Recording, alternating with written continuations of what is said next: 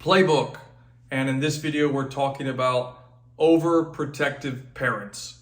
And this is a huge issue that I see across the country. And I get it, right? I'm not a parent, so I can't give you that reference, but I can give you, again, personal experience. And what I see on the day-to-day is parents are literally overbearing and overprotecting their kids. And I'm going to give you some examples and start personally. So I think my parents have done a great job, helping develop who I am today. Awesome.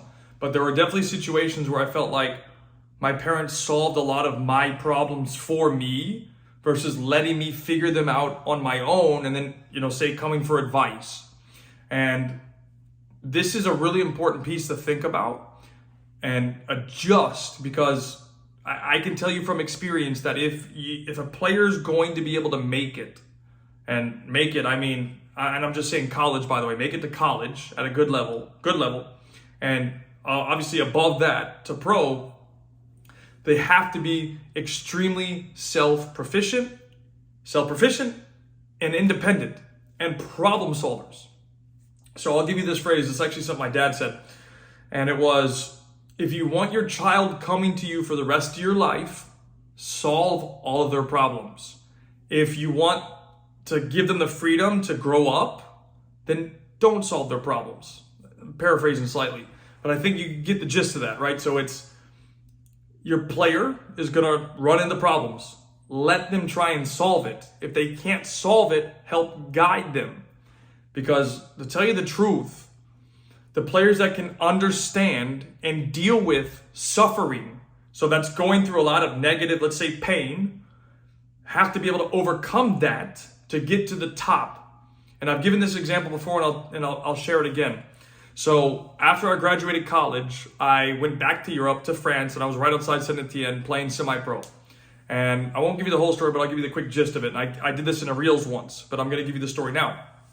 So the first week we moved there, we went into a middle school dorm. The week after, they moved me and another guy into the club's training ground storage closet. And we slept there for 1 week. And I was sleeping on a sleeping bag.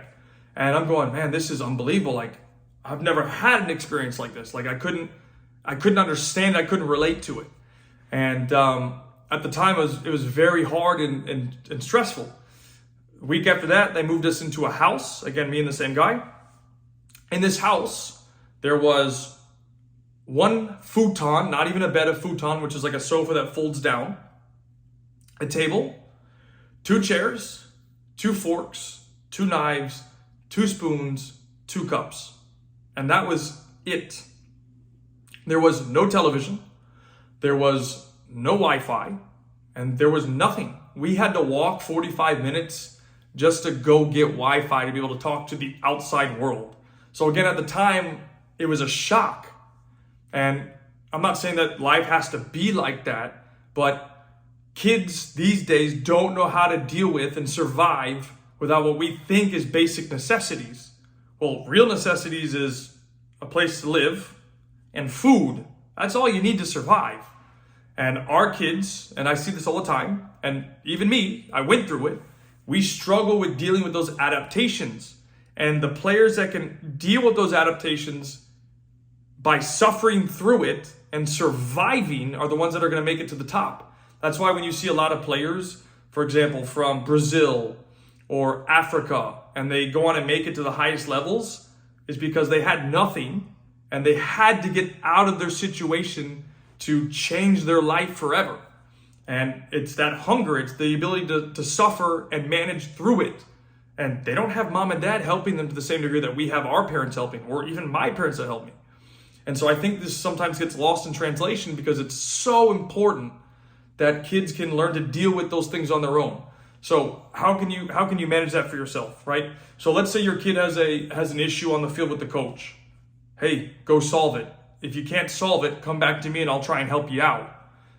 You need to understand that your player has to go through a lot of negative moments to be able to overcome these things. And if they can't handle that, then they're going to always be in trouble. And I'll flip that to you. So by the time they're 12 years old, this is what I would do. I would be trying to make my kid break as much as possible. And I'm talking about mentally, I'm not talking about physically, but I'm saying I'm going to be putting them into so many situations that are either going to make them crack and break mentally, where they're like, I don't want to play anymore, or they're going to push through that barrier and say, you know what, I really want to fight for this. Because you have to love the process, you have to love the grind, and those are some of the hardest things to go through, even if you're just going to go play college, is suffering. Because when you go to college, the level is completely different. It's almost like a completely different ball game. Yeah, you're still playing the sport of football, but the level and the environment and the structure is so different in terms of how everything operates. It's not like youth soccer. Mom and dad have no say. And if you try and complain, dude, you're going to be on the bench. So it's a completely different environment, different feel. And this is a strategy, like I said, just to kind of summarize it for you. Dude, by 12 years old, and I'd be doing this before too, but I'd really be ramping it up. I'd be putting them into as many environments where I can see if they're going to crack mentally or they're going to rise above the challenge and continue to push for their dreams. Because again, they're not going to be able to make their dream happen without suffering a lot and overcoming those things. Because it's almost impossible. Like, that's why, like, when you see players sign professional contracts, their life changes in 3 seconds because they went from almost nothing to having everything if they get those big time, multi-million-dollar contracts. So it's life-changing. And I would throw my kid into the wolves and see if they can survive it. If they can't, then they can always go to school. Education is always there for them. You could always make that decision to go back to school. So that's what I would do. Will it work for you? Maybe there's a piece of it, maybe all of it, but keep it for reference. Think outside the box.